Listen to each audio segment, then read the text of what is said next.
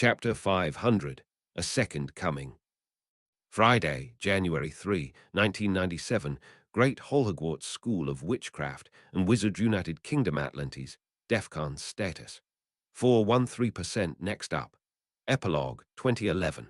A Space Odyssey. Harry made his way into the Great Hall in full dress robes.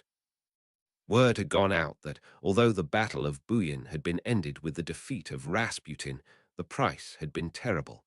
Over 100 members of Dumbledore's army had been killed, including a large number of seventh years. Had Flamel ruled that under-17s had been able to fight as well, it is quite possible that he and many of his own classmates would have volunteered to join and likely suffered the same fate. As it was, only 7 of the sixth years had been old enough to be deployed. 6 had returned. School had resumed yesterday with a memorial service dedicated to all of the seventh years and Hogsmeade residents who had lost their lives. Harry had known most of them from his affiliation with Dumbledore's army. He felt bad for everyone who had been killed and had gone out of his way to console people who had known the victims. However, those feelings paled in comparison to what he was feeling now. Hermione Granger was dead, and a second memorial service was going to be held this evening, specifically to mourn the loss of British's latest national heroine. Yes, the Black Fist cult had been crushed, and the first division of the Wizarding Standing Army had been deployed to Iraq to stabilize the country much as it had done in the Koreas. There was talk the first division would be renamed the Peacekeeper Division. However, the defeat of Black Fist was scant consolation for the people whose lives Hermione had touched. Harry couldn't imagine what life was going to be like without Hermione. Ron had completely fallen apart when he had heard the news. William betrayed his age by crying inconsolably for hours. At one point, His Majesty had tried to force himself to keep a stiff upper lip because he had to be dignified as a king. Laura Spencer dissuaded him of that quite quickly, telling him it was okay to mourn in public. Harry shuddered to think what was going through the young man's head. He loses his grandmother, father, and first crush all within 6 months. It had taken a long, private conversation with Minister Flamel and Alastair Moody to cheer Ron back up again, along with a visit with the enigmatic Professor Boris Karsh. Much to everyone's surprise, Ron had reported that Karsh had proven to be a very polite, gentle man who had created his Horcrux out of a mercy killing for self-defense. Not only that, he had managed to both convince Atlantis to call off the auras and consider his petition for increased involvement for the Muggle world. Something about reducing the threshold of Atlantean intervention to DEFCON 3, though without bubbles. Apparently, Karsh had done something which convinced Dagher that he had been trustworthy. Harry wondered what it could have been. It would have had to have been something truly spectacular. Karsh was supposedly going to be at this ceremony, along with several people from Durmstrang. After a brief discussion, he had been offered the position of headmaster of Durmstrang, a natural promotion from his former post as deputy headmaster before the Black Death. Karkaroff was dead, Drackle had explained, and the ancient relic would have been a far better successor than Drackle himself would have been. Karsh, however, had refused. He felt he had to focus more on healing and atoning for the Black Death. Besides, school culture had very likely changed over the past 600 years, and as a result, he was not certain he would be able to handle 20th century students. Instead, Karsh would be focusing on building a combined Muggle wizarding research hospital on Bouillon, which would be stripped of its Fidelius protection and assigned Ukrainian sovereignty due to Karsh's former association with Kiev. This hospital would be funded by the British Ministry of Magic and the Lone Poult Fund. What to do with this newly discovered island had been a thorny question. Eventually, it was decided that half of the island, the western half, would be kept pristine as a natural wildlife refuge in a world fraught with climate change.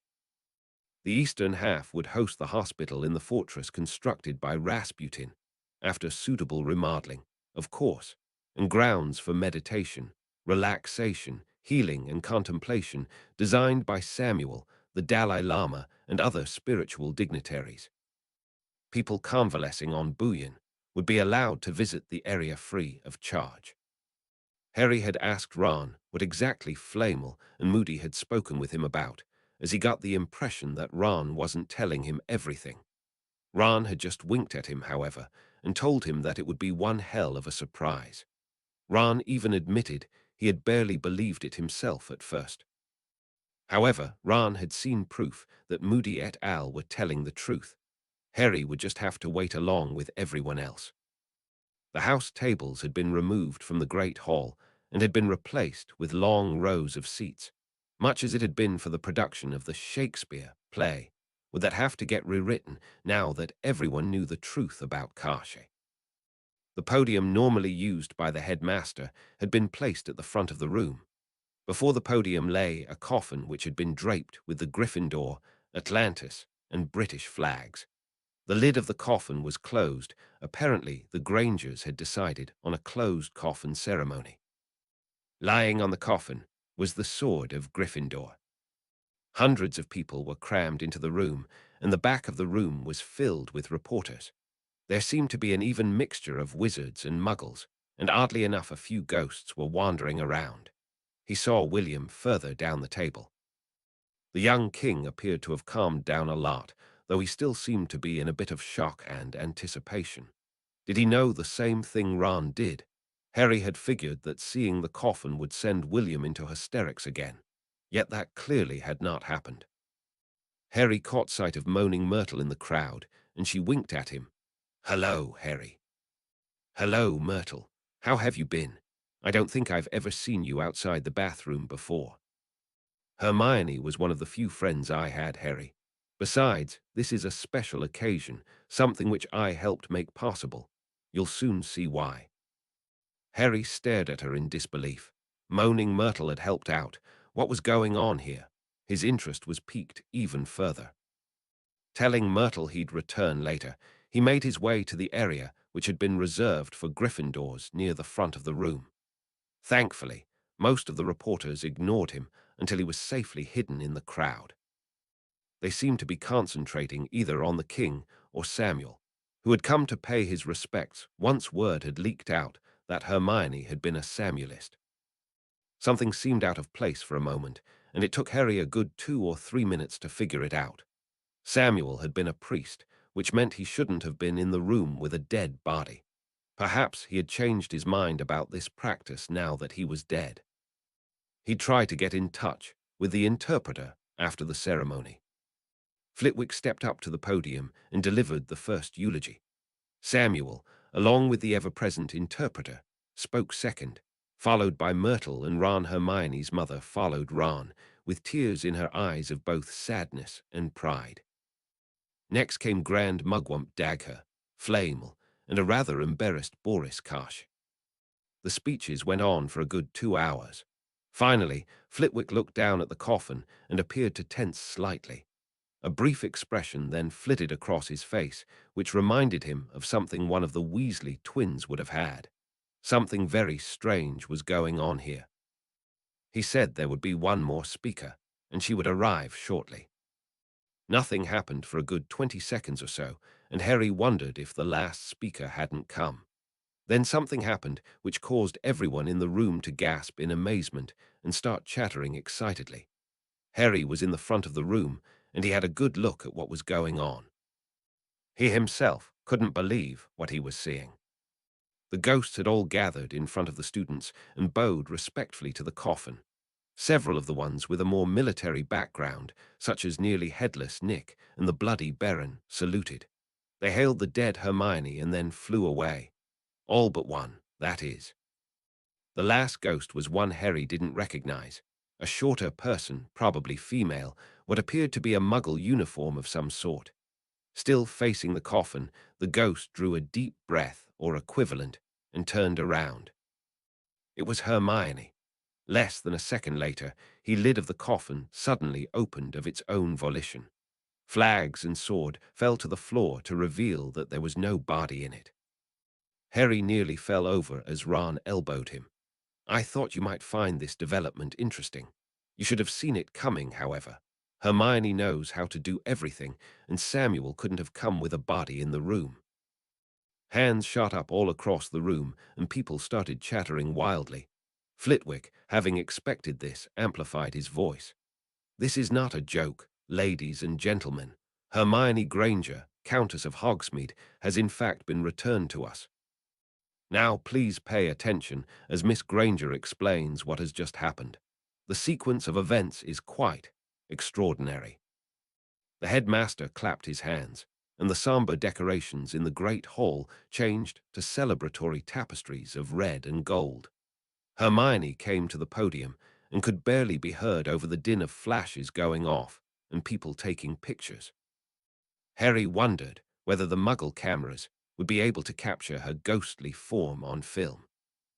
Hermione began to speak. "Ladies and gentlemen, I have returned. Granted, I'd rather be alive than dead. However, I'm not going to complain about something which can't be undone. Besides, had I not died, the Battle of Bouillon could have ended very differently. Let me explain to you what happened.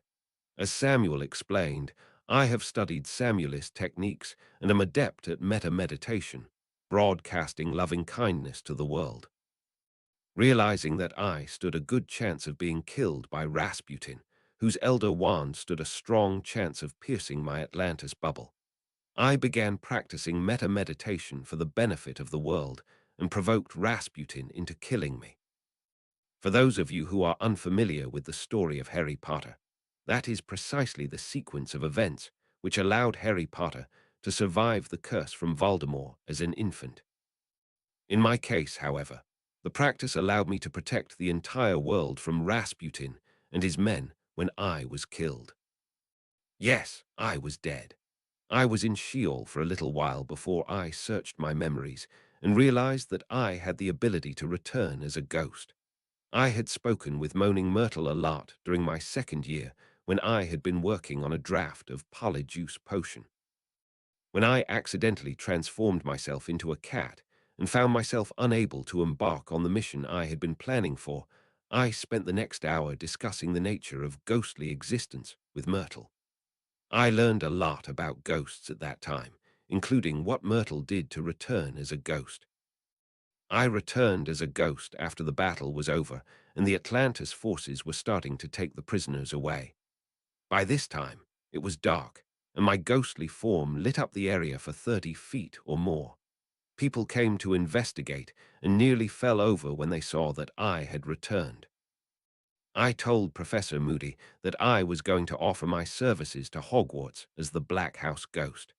Moody seemed surprised at the offer, but he immediately accepted pending Flitwick's approval, which was a virtual given. Moody picked up my Atlantis ring and wand for me and headed back to his forces. From there, I headed straight to Hogwarts, where I hid in the kitchens with the elves until now. I will be staying in the library. Harry rolled his eyes. Of course, trust Hermione to think like that.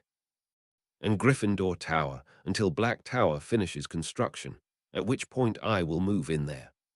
As we speak, a goblin named Griffook is taking 3 artifacts associated with me and making a plaque which will become Black House's signature relic. These items consist of my wand, the black medal I earned for protecting the world from radiation, and the Atlantis ring I received for my role as a wizarding representative to the Muggle world. This artifact is to remain property of the goblins and is to never leave Hogwarts. These are my wishes. Please respect them.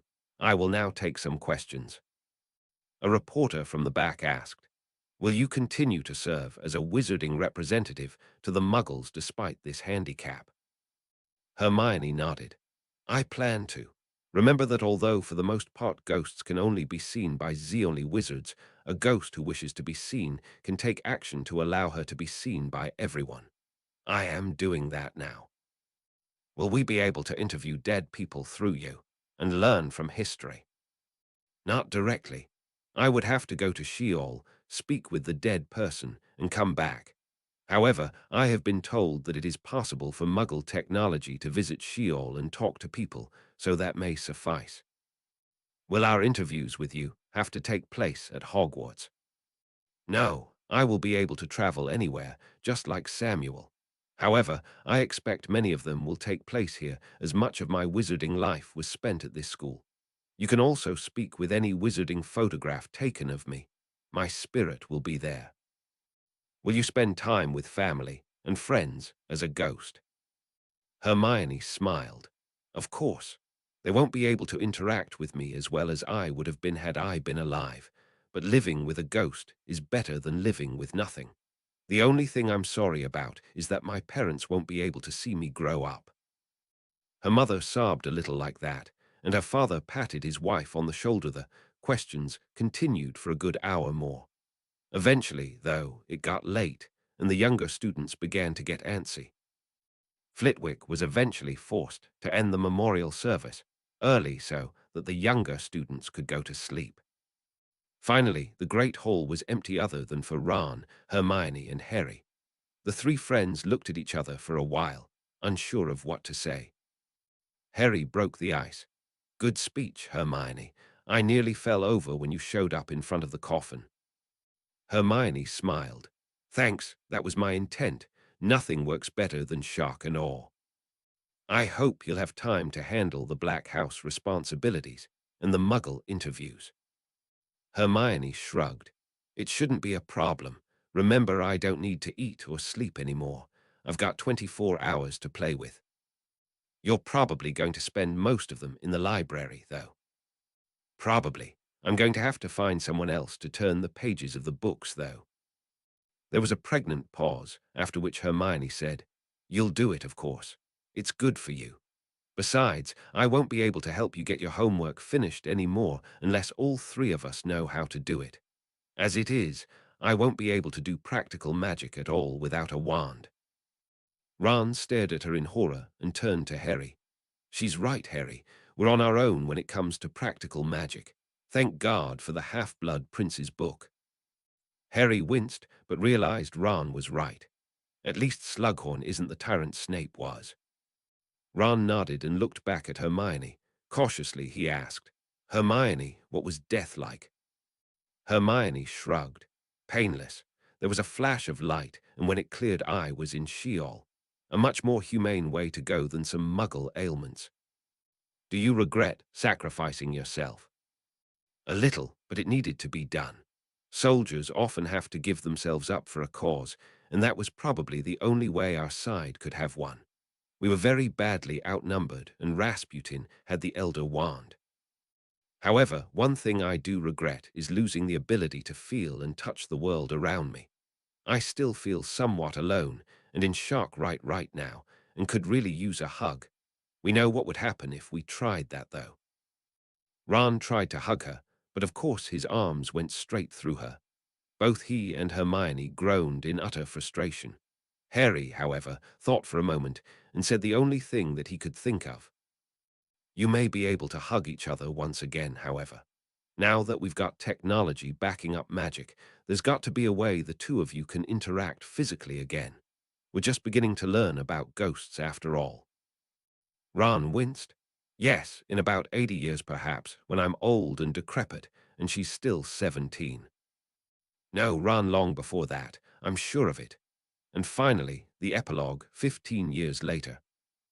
Chapter 501, Epilogue 2016, A Space Odyssey. August 26, 1346, near Crescifrance Atlantis DEFCON status. 507%, special thanks to my relatives and friends, who have had to put up with me babbling about this timeline for a year and a half. I would also like to thank everyone else who contributed to and help with this timeline. I would also like to go out of my way to honor J.K. Rowling, who created most of this world to begin with 18-year-old Nicholas Flamel, apprentice wizard, watched with the rest of the royal wizards as the front lines of French knights melted in a storm of English arrows. He had seen enough of war to realize that it wasn't nearly as glorious as the tales made it out to be, and he had a strong feeling that this was not going to be pleasant. The English loosed again, and the second row of French knights collapsed.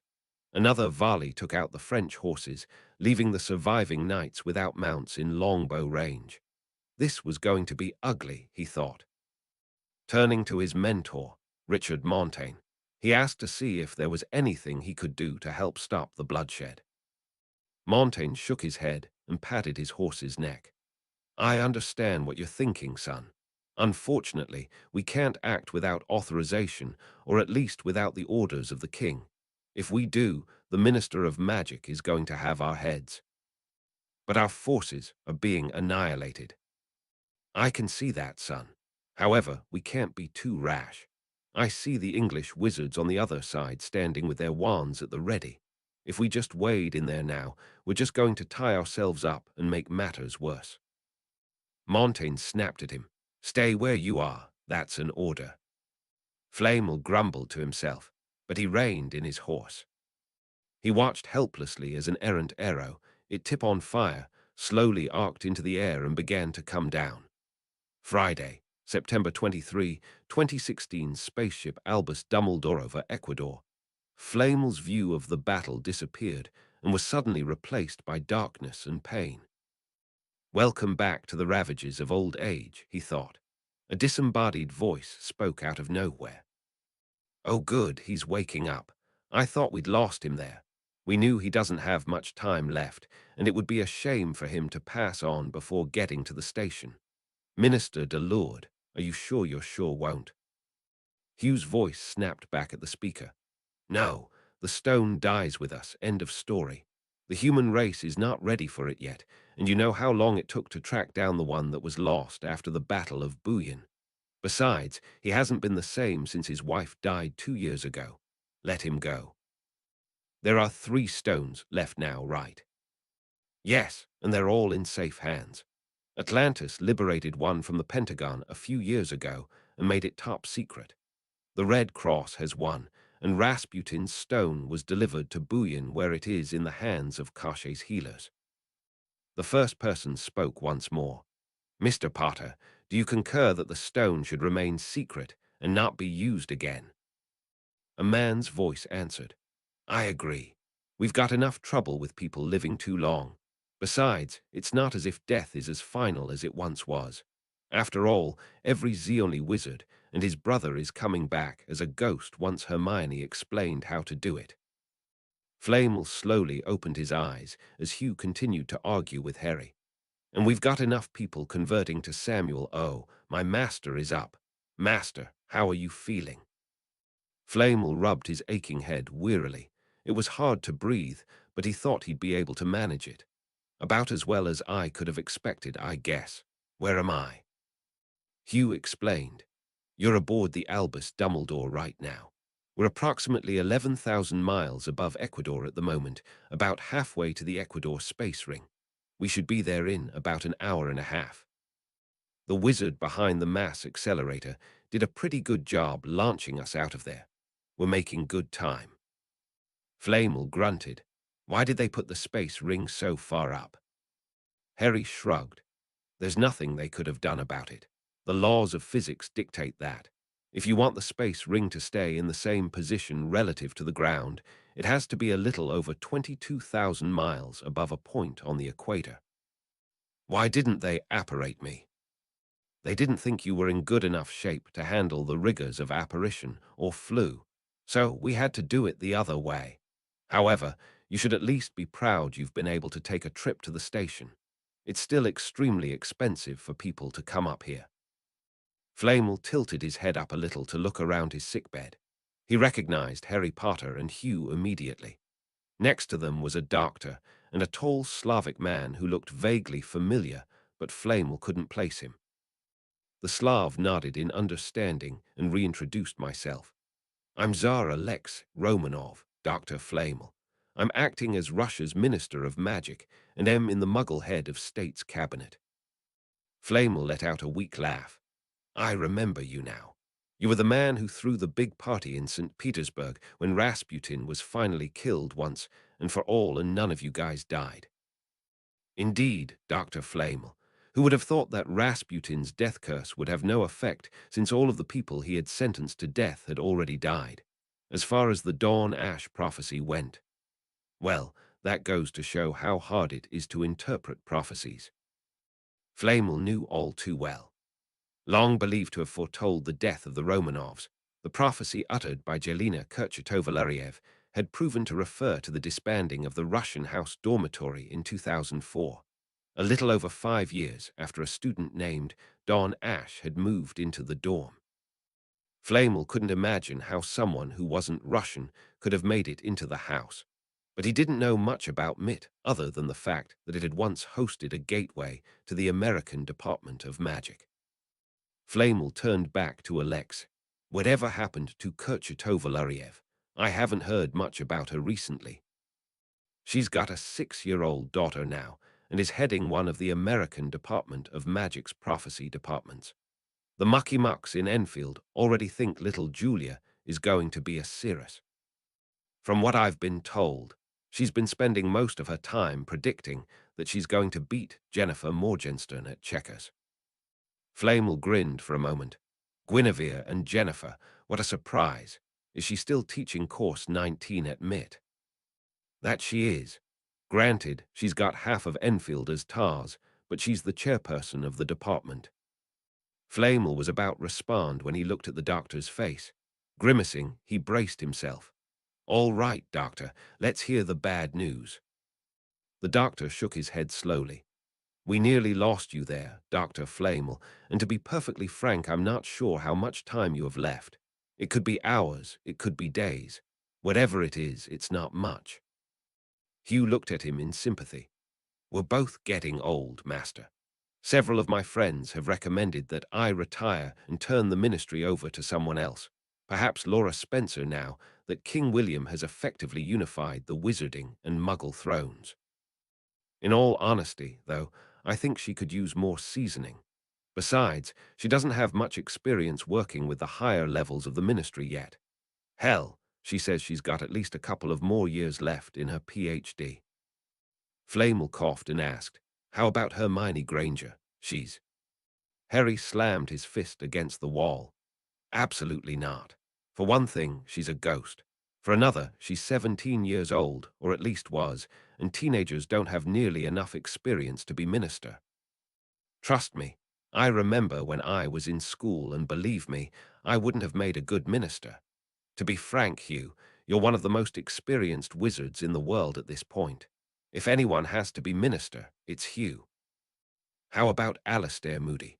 He's the master of the Elder Wand, isn't he? He was its master, but now it's sealed to the Grand Mugwump.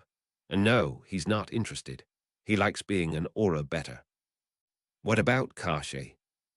Karshay is still working on his medical research and is affiliated more with Atlantis than with any individual nation.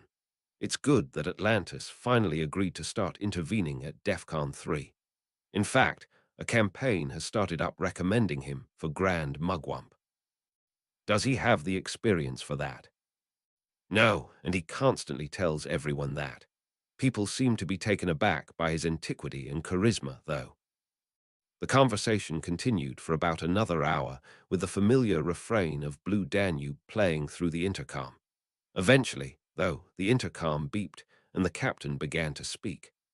Ladies and gentlemen, this is Captain Alexander L. Tyrion of the Dumbledore. We're going to have to make a little burn here, as the space ring does not use magic to produce artificial gravity. As most of you know, the space ring spins slowly to produce a 1g acceleration at the perimeter. This means that we're going to have to start rotating as well, so we can line up properly with the station. I want everyone to tie themselves down so they don't start floating all over the place. You may want to get away from the windows, as well, unless you want to prepare yourself for the spinning world which will meet you at the station. The next 5 minutes were spent securing Flamel's bed with spells to make sure he didn't move around too much. By the time the incantations were complete, Flamel's weight had increased slightly, and stars were moving lazily through the window. Harry winced and turned away. I think I'm going to be sick. I think I'll wait until I'm at the station to look. Hugh smiled. You're sure it's not anxiety again? Harry looked like he wanted to punch Hugh, but restrained himself. Seconds later, Flamel fell unconscious again. When he came to once more, the doctor was hovering over him with a very worried expression on his face. Dr. Flamel, if you plan to use the stone, now is the time to do it. I'd say you've got an hour left, maybe two. Flamel shook his head. I'm ready. To be honest, immortality isn't good when you see all of your friends die, and getting over a 600-year marriage is, well. Hugh shuddered. I can imagine. I had trouble when my wife died in childbirth after a few years of marriage. Your case, God, I can imagine. It had become difficult for Flamel to turn his head. However, he did what he could and saw the space ring in front of him. The space station itself, thankfully, was not rotating from the perspective of the Dumbledore, but the stars beyond it still were. Flamel felt a brief pang of regret that Dumbledore wasn't here to see this. The great Hogwarts headmaster had died in 2005 when his heart had finally given out, and the entire Hogwarts community had mourned him. Supposedly, the funeral had attracted over 800 Hogwarts alumni from over 40 years of classes. Dumbledore had known this was coming, however, and told everyone to not mourn his death, but to celebrate his life instead. The spacecraft headed towards a small rectangular opening in the center of the station. Docking between two other ships, the people began filing out of the ship. Captain Tyrion spoke one last time. Thank you for flying on the Dumbledore. You don't need spacesuits in the central hub there. However, be advised that you are in zero-G there. Use the ladders to go down to the habitation ring, and if you are handicapped, use the elevator. Remember that your weight will increase as you head towards the edge. Hugh and the rest of his comrades helped coax his bed out of the spacecraft and over to the elevator. Flamel blacked out once more a few seconds after he left the spacecraft, when the artificial gravity field suddenly disappeared and left him floating. When he woke up, gravity had returned, and he was looking out the window at a large orb of blue and white. The entire Earth floating in space. Tears filled his eyes as it slowly began to rotate underneath him like hands on a clock. It was one of the most beautiful things he had ever seen. He thought back to his childhood when knights fought each other and no one knew of the new world. In a span of 700 years, mankind had grown by leaps and bounds. When he had been born, people had been nervous to leave the cities they had been born in. Now they could leave the planet, and there was even a small base on the moon. The average lifespan was up to 82 and was likely going to increase further. The amount of CO2 in the atmosphere was down to 310 ppm and dropping further. Against all odds, humanity had made it. There had been various mistakes along the way, more mistakes than he could have counted. However, over the long term, life had become so much easier.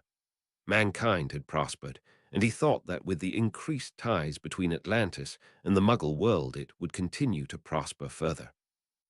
His heart suddenly screamed in pain, but he was able to get out a final remark. Robert Jordan was right. The first age of mankind has ended. The age of legends has begun.